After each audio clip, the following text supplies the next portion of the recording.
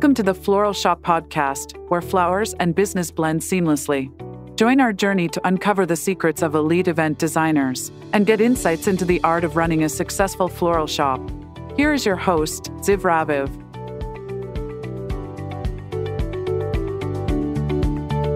Hello and welcome to the Floral Shop podcast. Today with me is Tim Huckabee from The Profitable Florist at theprofitableflorist.com, where Tim has an experience of teaching florals for many, many years in over 7,000 florals that have been finding solutions all the way since 1997. Oh my God, Tim, I'm excited to talk to you. Hi, Tim, how are you?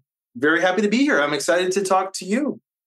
Well, you have been around for a while and has been teaching all over America and beyond, even all around the world. Can you tell me a little bit about how did you get into helping businesses thrive and coach them and educate them? What was your origin story? So my origin story, like many people in the flower business, was kind of almost a happy accident. I grew up in Connecticut, which for those of you who are not familiar with the geography of America, is right next door to New York. So about 60 minutes by car or on a train.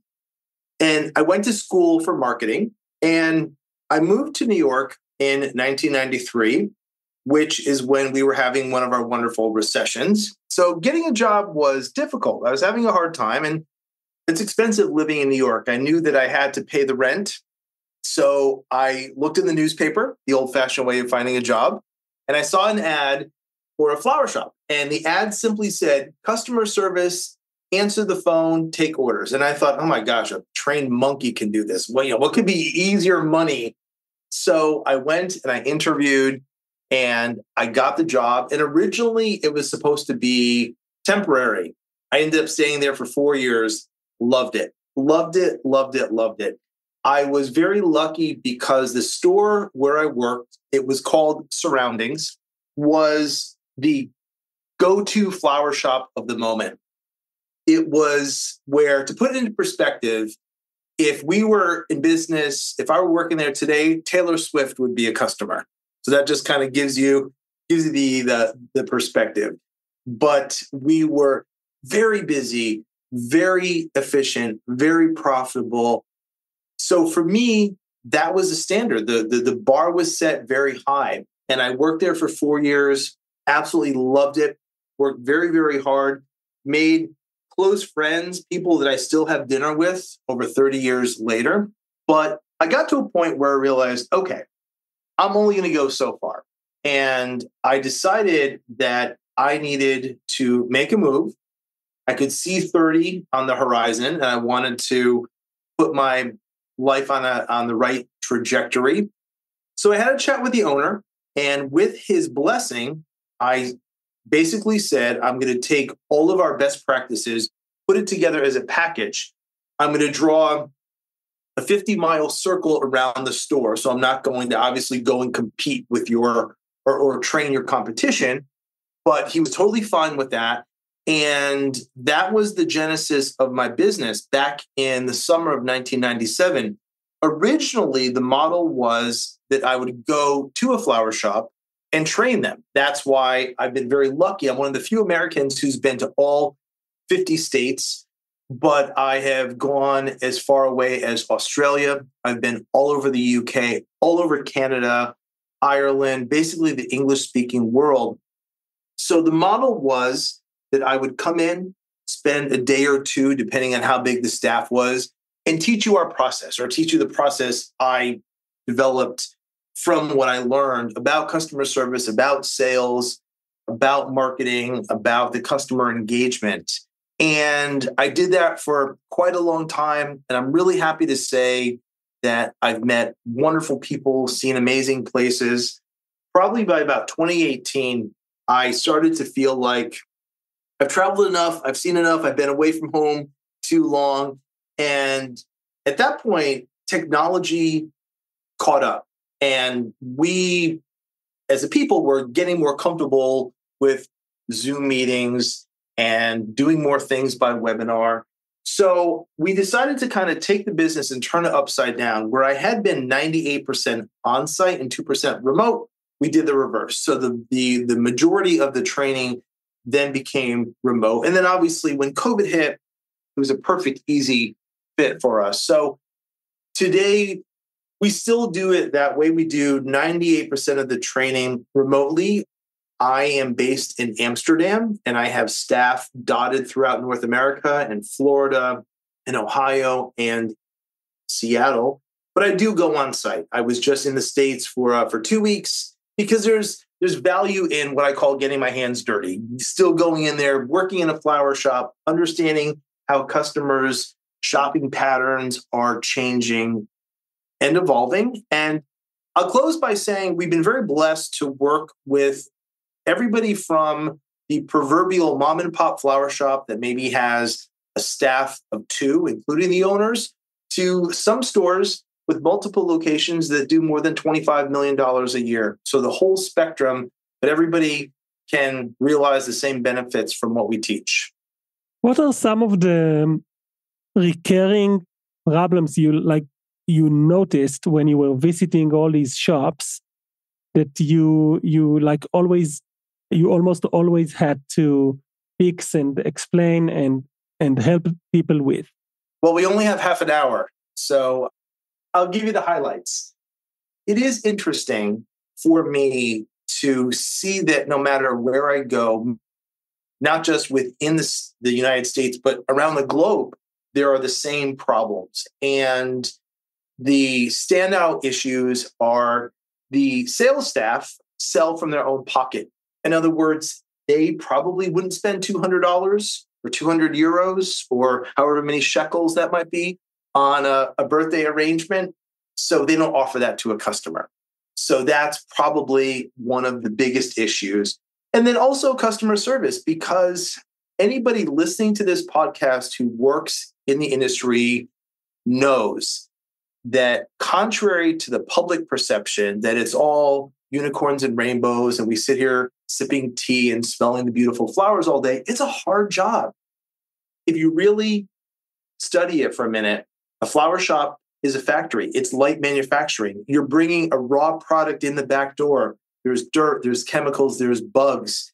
You are exerting physical energy. You're using tools. You're tearing apart your hands. It's physical toll on your body. So it's a lot of work that the average public doesn't understand. So because of that, sometimes we're so busy processing a shipment, unpacking a box of vases, the phone rings, and we don't look at that as, oh, that's my paycheck. We look at that as, oh, what a pain in the rear end. I got to go answer the phone. So sometimes there's that, hello, flower shop, where we almost sound agitated. So these are some of the things that we try to tackle to raise the bar on customer service, help customers to shop more easily and to spend more.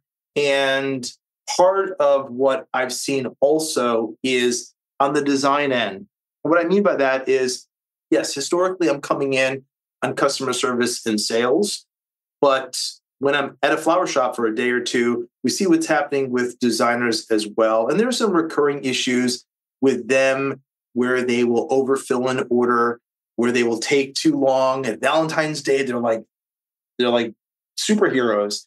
And then that same arrangement in the middle of June or wherever your summer might be takes them twice as long. And that obviously impacts the flower shop's profitability. So yes, regardless of location, regardless of how long they've been in business, regardless of whether they have a staff of 2 or 22, the floral industry has the same issues. They're universal. Let's talk about processes, because that's obviously one of the ways to ensure that you will be profitable. Do you have like a set of solutions or tools that you think that these are the most efficient tools for a profitable florist, or is it possible to be profitable with different sets of tools, in your opinion, in your experience? We do have a set of tools, and people who work in a flower shop and people who own flower shops are unique because they are creative people and they often want to self-identify out of the boxes. I'm a creative person. And sometimes that's almost a get out of jail free card to run their business as a business. And what we hear a lot is, well, our customers like those people only shop at that flower shop. No, those people will also go online to Amazon. They'll go to a big box store. They will get email offers. They will hear advertisements on the radio. They're being bombarded with marketing and in all different aspects of their life.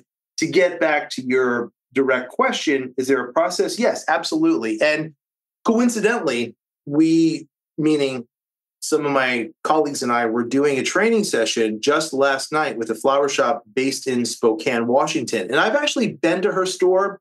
She has 2 locations. She wanted to do some updated training because she's had some new staff.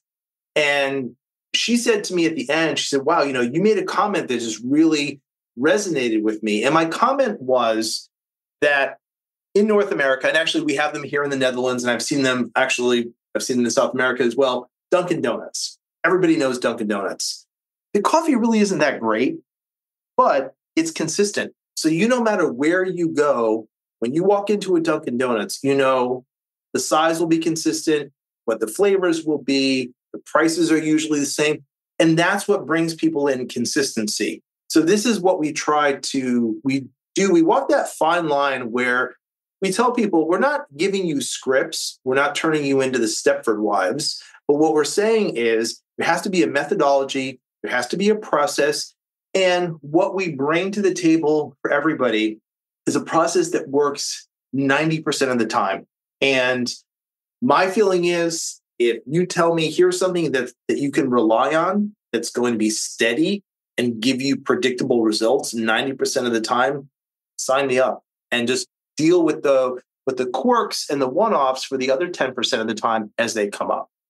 That's what we do. And I'll just add to that. We do that through a methodology of not just telling people, say this, don't do this, say this. We get into their heads. We give them psychology. We help them to understand what motivates a customer to say and to do and to ask what they do. When do you think a florist should consider starting to sell directly online through a website? And then how important is it? They should have started yesterday.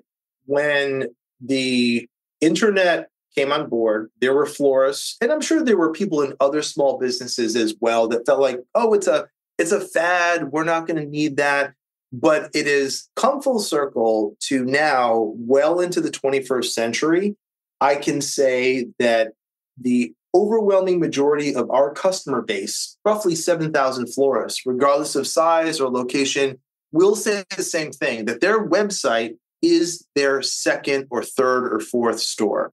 Often their website is pumping out more orders at a busy holiday, Mother's Day, Valentine's Day, Christmas, Hanukkah, than they're seeing walk in the front door or call. So it's critical to have a website. What I will add to that is I still see very kind of homemade one-dimensional websites that it almost looks like somebody's, teenage child was doing that as a school project, and maybe it's not e-commerce enabled. And no, this far into the 21st century, as a consumer, if I come onto your website, I expect to be able to shop, purchase, and move on, and have additional benefits like you're going to send me a picture, you're going to give me some kind of tracking, I'm going to accumulate loyalty points. So it's not just having a website, you've got to have a robust website that emulates any other online shopping experience. So it's almost like these days, like a must, because in the important days of the year, that's how people will find you. And it's going to potentially be the main source of new clients. Let's talk about phone calls, because a lot of people need to have a conversation with the person before they purchase. Yes, they might see the website, they might be impressed, but they are still trying to get someone on the call. What do you think is the importance of having someone like trained and having a script for them for the process of selling through the phone? So I have a little bit of a bias because 173 years ago, when I started doing this myself, there was no internet.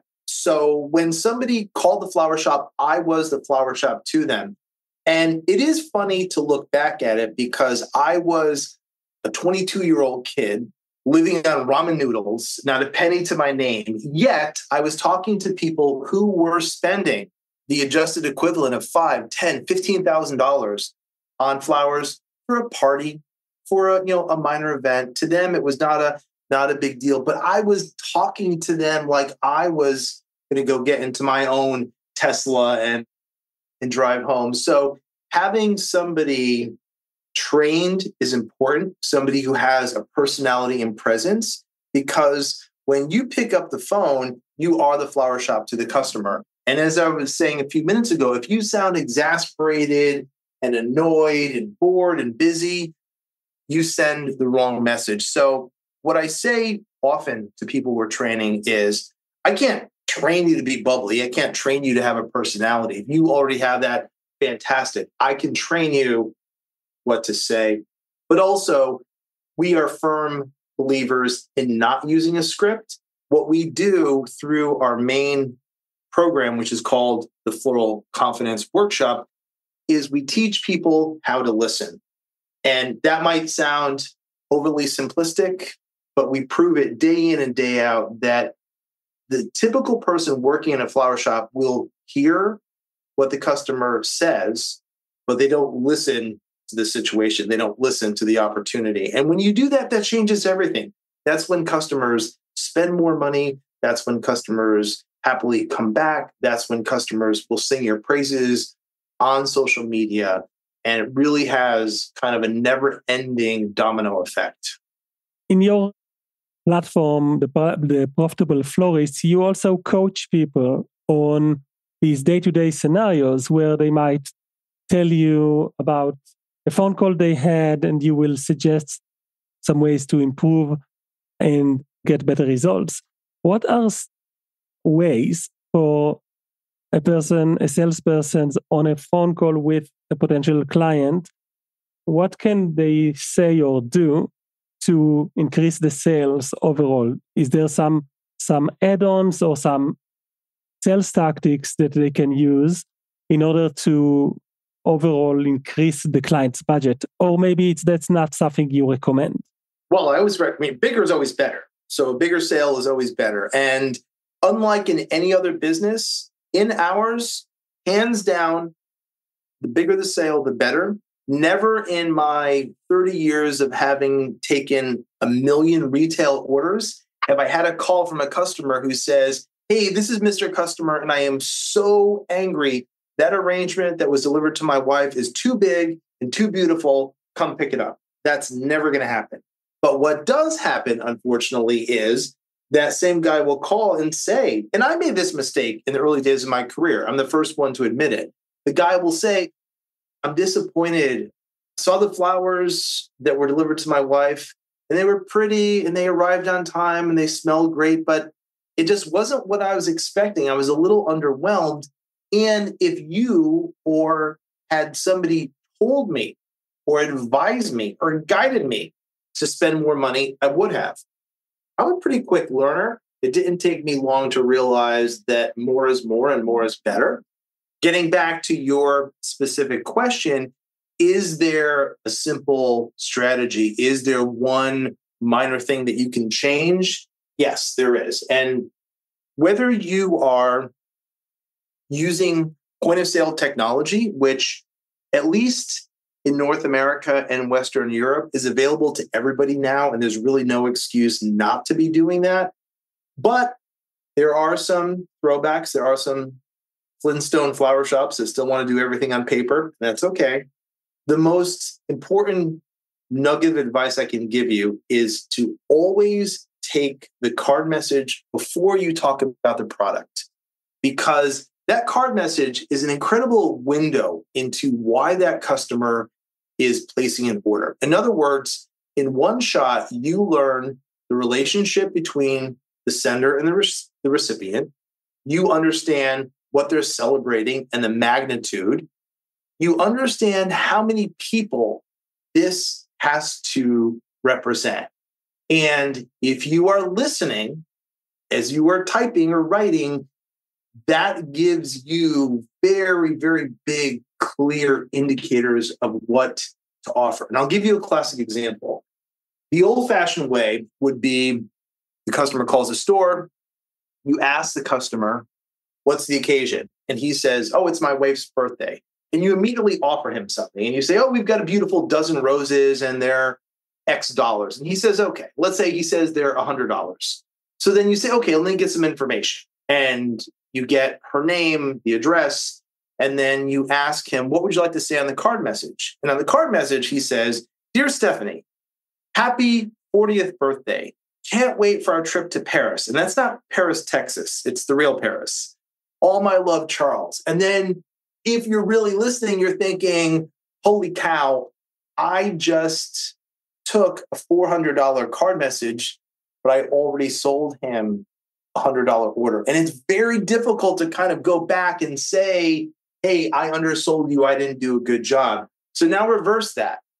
Again, regardless of how you're taking the order, if you take that card message and listen to it, now you've got interesting information that you can use and you can leverage and even say to the customer, wow, how exciting, a 40th birthday, and what a great way to celebrate. What I recommend for such a special event is, and then maybe offer 40 roses, offer a $300 or $400 arrangement. The worst thing that the customer can say is no, but typically and historically, they're going to say yes. And then regardless of what they buy, you then follow immediately into offering some kind of an additional item, be that a box of chocolates, a lavender-scented soy candle, a happy birthday balloon, a handwritten greeting card. Any of those items generate more revenue, which is good. Equally important, it helps the customer to personalize the sale. And the compliment that I get pretty regularly is, oh, thank you so much for telling me about this. I forgot about them. I didn't know that you had them. Thanks for reminding me. So customers are actually thanking me for letting them spend more money. I love it. It's such a simple change of order just to ask them for the note first. And a lot of florals will price their bouquet based on some sort of range of price points. For example, you could buy the just because bouquet for either the small size, the medium size, or the large size. And other florals will have even more than 3 categories. Like there will be 3 options for small, 3 options for medium, and so on. How many of these options do you recommend? And what's your point of view on this tactic? Part of our Floral Confidence workshop, which lasts 3 hours when we do it by webinar, because we really take a deep dive into the verbiage and the psychology and understanding where a customer is coming from, tackles this issue in talking about size. And we ask people flat out, how many items should you recommend to a customer? And the answer is 1. Just recommend 1. Describe it well, paint a picture, use your verbiage, use your voice as a tool, create enthusiasm, help the customer to visualize that, and then give him or her the price. And if that doesn't work, then the customer will come back and ask for some more advice or another suggestion, versus what people often do, as you were kind of setting us up at the beginning, is they'll tell a customer, they'll almost kind of run over them with a verbal truck and tell them, well, we've got a small and a medium and a large, and we've got a good, a better, a best, and we've got this and this and this. And the customer almost ends up getting brain cancer listening to this long list. And then ironically, the customer will come back and say, well, which one do you recommend, or which one do you like? And then when the salesperson comes back and they say, well, I like our happy birthday surprise, the customer says, okay, I'll take that. So why do all that extra work? Why do all that extra talking? If you're listening, again, if you're listening and you realize this situation justifies me recommending our happy birthday surprise design at $150, offer that to them. If they don't like it, they'll let you know. And then you move up, you move down, you move sideways.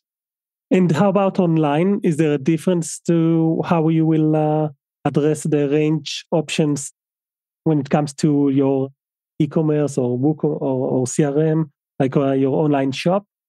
That is a very different way of shopping. And what I see traditionally is flower shops will give three choices, whatever you want to call that, small, medium, and large, good, better, best. That almost doesn't matter because you've got the visual.